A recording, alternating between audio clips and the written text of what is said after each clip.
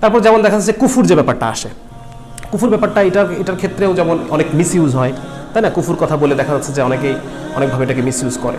আবার কুফুর যে ব্যাপারটা, এটা আমাদের শরীরে থেকে এটার অংশ আছে, এমন না যে এটা নাই, এটাও আছে। হ্যাঁ, যেমন দেখা যাচ্ছে যে এটা যদি আপনারা দেখেন যে একটা মেয়ের মোহর কত হবে, এইটা যদি আগে ফিক্স করা না হয়, মোহর তো দিতে হবে। যদি ফিক্স করা না হয়ে থাকে তাহলে কি বিয়ের পর এখন তো মোহর ঠিক করতে হবে, মেয়েটা কত মোহর পাবে, কত পাবে।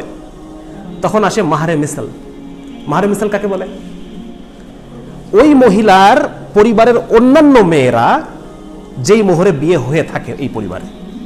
এখন একজন কৃষকের পরিবার, সেই পরিবারের মোহর কত হবে? আবার দেখা যাচ্ছে জমিদার পরিবার, সেই জমিদার পরিবারের মোহর কেমন হবে? মাহারে মিসালটা ডিফারেন্ট হয়ে যাবে, ঠিক না? তো এখানেও কিছু বিষয় আছে, যেমন দেখা যাচ্ছে যে আসলে বেশ কিছু ক্ষেত্রে, অনেক ক্ষেত্রে দেখা যায় কিছু অ্যাডজাস্টমেন্ট প্রবলেমও হয়, এমন না যে হয় না।